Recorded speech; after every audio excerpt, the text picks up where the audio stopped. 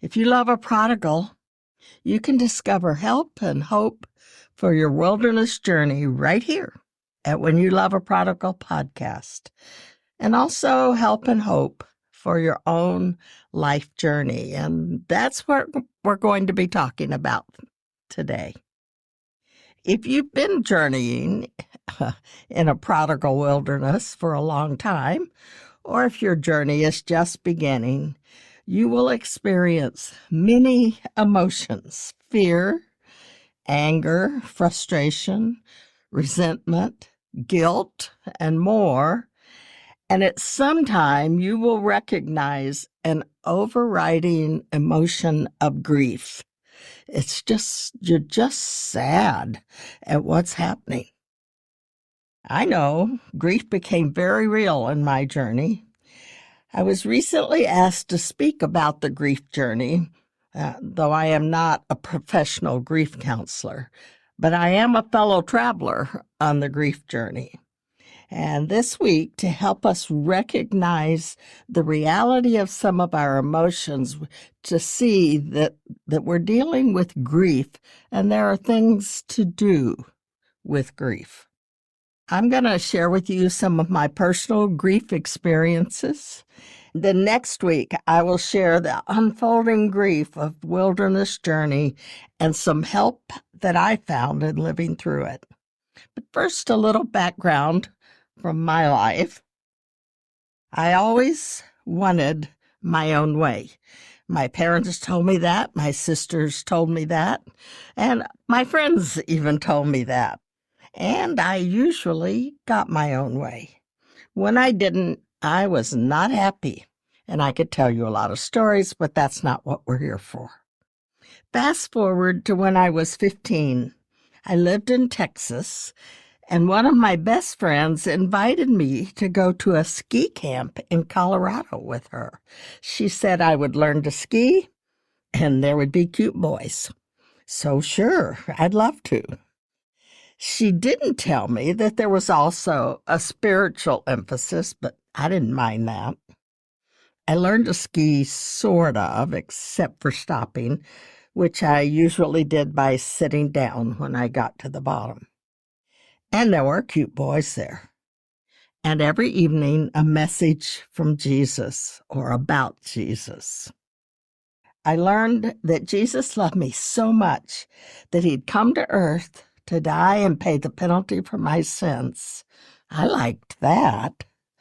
The last night, the speaker said that Jesus not only wanted to come into my life and forgive my sins, but he wanted to show me his better way for my life. What? God has a better plan for my life than I do? So I said to God, I choose your way. I thought it was settled until the next morning when something didn't go my way. Oh, I recognized I was going to need to be making these choices, my way or God's way, day by day. That was true. Many times those choices were small, but sometimes they were very big. But my commitment was real. And truthfully, occasionally I did not choose God's way, or if I did, it was with a fair amount of resistance. But in major decisions, I have consistently said, Lord, I choose your way. And sometimes that brought real grief to me. As I was getting ready to graduate from the University of Texas, I was also preparing to marry the man I'd been going with for 4 years. I was talking to the Lord, and he said, I want you to come on staff with Campus Crusade for Christ, now Cru. And I said, yes, sure, I'd love to. But when I said to Bob, my fiance, isn't it wonderful that we're joining Campus Crusade? He said, I'm not. I said, yes, God is calling us. He said, not me. And I went, oh. So that evening, I talked to God. I argued with God. I said, when are you going to tell him? And God said, If you marry him, you won't be able to do what I have for you to do. So finally, I said, I choose your way. I broke my engagement with a lot of tears. There was real grief. But that's not all God asked me to give up in joining the ministry.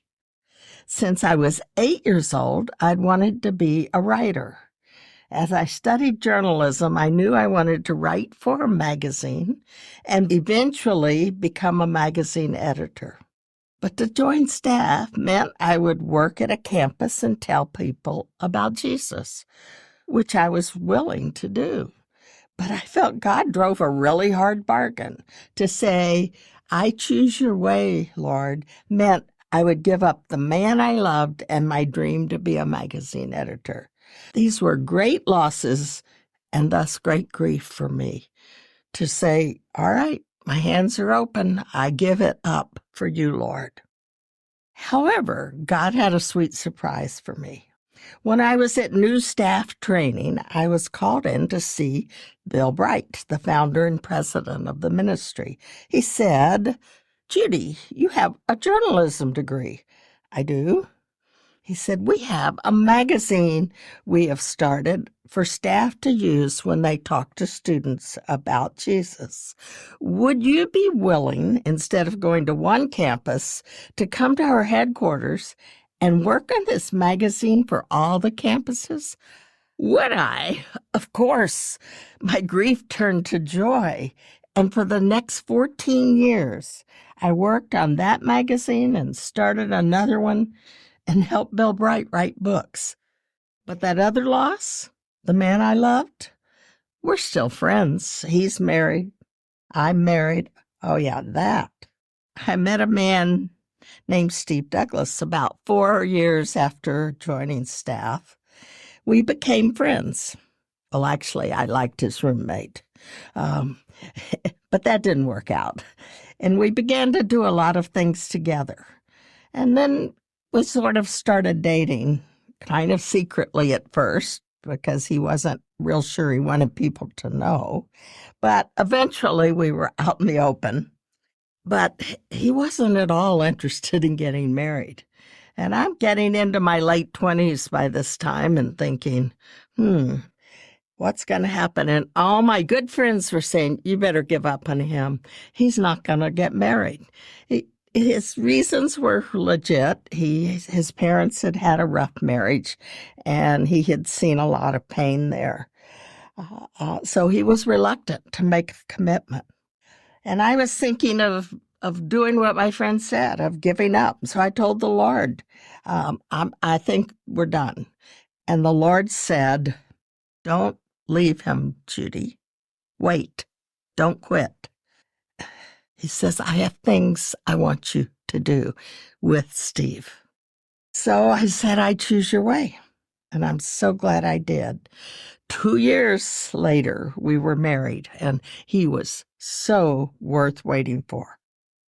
He was capable, smart, a great leader, but also kind, loving, encouraging, believing the best of me and everyone else. 47 wonderful years we were married. And as many of you know, God called Steve home to heaven about 18 months ago. Talk about loss and grief. I miss him really terribly. Tears still come. I write about him and talk about him. I've gone through 2 text seasons now without him. That was his job, as well as getting a new roof on our house, which was also his job. But I was overcome a lot with just deep sadness, grief. The night he left, I cried out to God, how am I supposed to live now? And he gently reminded me, I will be with you. And I basically said, well, I know that, but how am I supposed to live? He says, no, every step, Judy, I will be with you. And he has been. And he offers that to us in this hard journey with a prodigal. A few days after that conversation, I said, well, Lord, why did he have to leave now? And God said as clearly as any word I've received from him, I wanted to be kind to him. Steve's body was beginning to fail in several ways, and God kindly took him home. And I can't argue with that. But the grief is real. The missing him is not easy. But God is also real, and his love and presence have been there with me every step of early times of grief throughout my life and in this hardest grief of all. So I just wanted to give you with this a little picture of grief so that you can understand that a lot of what you're feeling is really grief. And there are things that can help you with that. Next week, I will share with you some of the struggles and pain and grief of our 15-year wilderness journey and tell you how that prepared me for the loss of my husband. So take a minute, please, now to think about the various times of loss and grief in your life. Throughout your life, there have certainly been times that were hard, times you felt you lost something that mattered. Grief was real to you. And in this journey you're in now, probably you're experiencing some of the worst grief you have ever known. And God is there for you in that. He knows what you're feeling, and he is not going to abandon you. And so we'll talk more about ways to walk through this, recognizing grief, acknowledging it, and yet also sensing and experiencing God's presence with you and his ability to comfort and meet your needs. So don't miss next week's episode. I think you'll find great hope. God bless you.